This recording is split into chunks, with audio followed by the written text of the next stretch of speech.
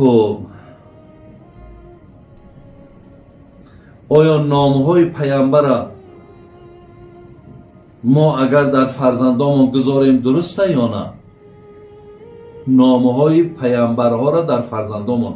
بله برادر عزیز، پیامبر ما خودش فرموده است که شما در فرزنداتون نامهای پیامبرها را گذارید، مثل خود محمد و مثل احمد و مثل یوسف و مثل یحیی و مثل ادریس و دیگر پیامبرهایی که نامهاشون در قرآن هست. ما میتونیم که نامهای را بگذاریم. یگان جای گناهش نیست برادر عزیز که ما اگر از نامهای پیامبرها در فرزندامون گذاریم. ولی بسیاری آدما بچه‌هاشون بعد بیمار میشوند، بعد میگن داملو میگن همین نام بگردون که همین نام به فرزند من وزبینی کیسته. انا همین هم برادر یک خرافاته. همین هم برادرای عزیز، خواهرای عزیز، انا همین ها هم شما گناهگار میشین. نام وزبینی نمیکند وقتی پیامبر خودش دلالت کند که شما فرزنداتون از نام محمد و از نام احمد و از نام دیگر پیامبران نامگذاری کنید. با چگونه این نام وزبینی میکرده است؟ برای همین او دردی را که در فرزندیت هست وای هم ای نزد الله هست و این نام به او یگان زیان زلال نداره. انشاءالله زیان دارد وقتی نامش اگر موافق به سنت نباشه، لیکن از این نامهای زیبا وقتی میمونین یگان وزبینی نداره.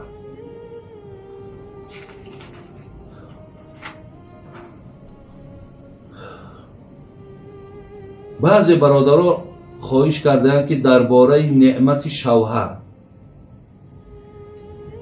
یعنی شوهرم مقصد نعمت است، شما درباره نعمت شوهرم برای زنهای امروزه گویین که مقصد به قدر مردها نمیرسه. ولی من در حدیث دیدم، حدیث جناب امام مسلم با روایت عبدالله ابن عمر، پیامبر گفتند الدنیا متاع و خیر متاع دنیا المرأة الصالحه. دیگر حدیث انما الدنیا متاع وليس من متاع دنیا شیء افضل من المرأة الصالحه. پیامبر گفت دنیا اگر متاع باشد بهترین متاع دنیا این زن صالح است. پیامبر گفت در دنیا هیچ نعمت بهتر از نعمت زن صالحه نیست. یعنی چگونه که زن صالحه هم خواهرای عزیز نعمت هست، مردکا هم باید وقتی که صاحب زن شدن با زنداریشون شکرگزاری کنن، زنها هم باید با شوهرداریشون شکرگزاری کنن. ولی در حدیث خواندم که پیامبر من طرف زنها گشت و گفت یا معشر النساء تصدقنا و اکثرن من الاستغفار. گویا زنها صدقه کنین و استغفرالله بسیار بگین. فانی رأیتکن اکثر اهل النار. زیرا من بسیاری از نفرهایی را که در دوزخ دیدم نگاه کردم که از زمره زنها بودند. قالت امرأة منهن، میگه بعد یک زن از همو بین گفت ما لنا یا رسول الله، حضرت برای چی اکثر اهل عذاب زنها بودن؟ گفتن تکثرن اللعن و تکفرن العشیر. دو چیز گفتن پیامبرمون. یکم گفتن که شما با زبانهاتون بسیار گفتن آزار میتین. حتی میدونیم برادر عزیز که بعضی از مادرها را برادرها حکایه میکنن، میگه که زنها میگه فرزندای خودشون میگه بعد پدرت لعنت، فرزندای خودشون میگه حرامی، فرزندای خودشون میگه که تو مقصد انا بگیم تا یک نام بسیار زیشت میگیرن، مقصد تو امو اولاد حرامای، یعنی نسبت میتن به اولاد مردکش. یا اینکه چی حقارت هایی که امروز خواهرای عزیز به خدای مهربان قسم، با والله بالله تالله من هر روزم نباشد هفته ده حتما یک یا دو نفر جوان مردا زنگ میزنن که زن من گفت در دهن پدرت فلان، در دهن مادرت فلان، در دهن خودت فلان، در دهن اکا و خواهر اولادت فلان. داملا مقصد همی نکاح ما چی می شود، زندگی ما چی می شود. پیامبر گفت که انا از همین حسابی لعنت گفتن تان، از حساب انا همین حقارت کردن تان، من دیدم که اکثر عذابی در جهنم از حساب زنها بود. دویم گفت چیزی که دیدم زنها را دوزخ می برد این چی بود؟ تکفرن العشیر، یعنی به نعمت شوهر شکرگزاری نمیکنن. ولی در این مسئله چه شکرگزاری نعمت، ولی ممکن همون خواهری که مرا سوال داده صدای مرا شنوه، گفت من در 27م، یک تاک دیگر زنگ گفت من در 34م. داملا یگان آدمی مرید داری، یگان آدمی مقصد مناسب باشد، یک آدمی خوب باشد که مقصد آخی ما از حساب خوشروگی هم کمی نداریم، آخی کسب هم داریم، مقصد روزمان هم گذرانده هم میتونیم. همین قدری که عمرمان رفته سای فرزند، ما مثال در آرزوی فرزند ما یک فرزند شوه از ما هم. داملا این مسئله در مرا یاردم کنید.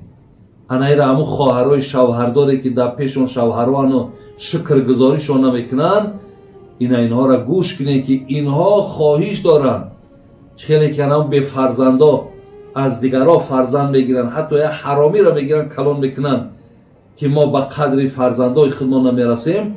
انایی به شوهرها را بینید که آرزو دارن، هوس دارن که روز شهد تا میگذرانم، همین قایی که مقصد از همه یک فرزند حلال شوه و منم مقصد صاحبی از زندگی شم. ولی بسیاری برادرها حتی میگه هیچی کم بود، تمام شرایط، حتی بگیم در دستامون از صدقه و همو از بار اوچکنی را حتی دستامون هم جای صدقه و بریدگی های، لیکن هیچ قدری در خانه نداریم. نه خواهرای عزیز، پیامبر نازنین میگو که ایما امرأتین ماتت و زوجها عنها راض دخلت الجنه، اگر زن ای دنیا بگذره مردک شمی قپرسن امی زن راضی هستی یا نه، همین مردک صدقم بگه، ای روی تری شرم مردم نه، از روی که یک مردم نخندم نه، امی صدقم بگه من از امی زنک راضیم، خدا امی زنک رحمت و مغفرت کنه. پیامبر گفت که همه درهای جنت، 8 در جنت های از کدامش که میخوای داخل شد. بین از همه عبادت بالاتر انامین است که وقتی شوهر از تو راضی میشه. من در همین حیات خواهرای عزیز، مرا یک جوانی گو بیا بریم این پدری مرا یک مقصد مصلحت بده داملا که بسیار گریه میکنه برای مادرم. من وقتی رفتم مردک گریهش برای زنک دیدم، به نام خدای مهربان قسم بار اول دیدم. مردک چی مثال وادار کرد که گریه میکنه، انمو خدمت های نیکی زنک.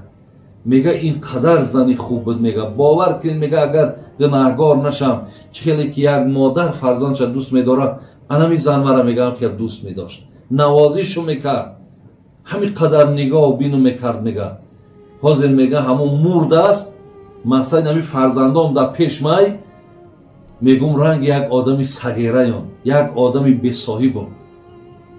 وقتی این خیل مرد اگر بگه این زن این مرد دستش برداره و دعا کنه، شما میدونید که این مقام و منزلت زن در پیش خدا چه قبلا میشه.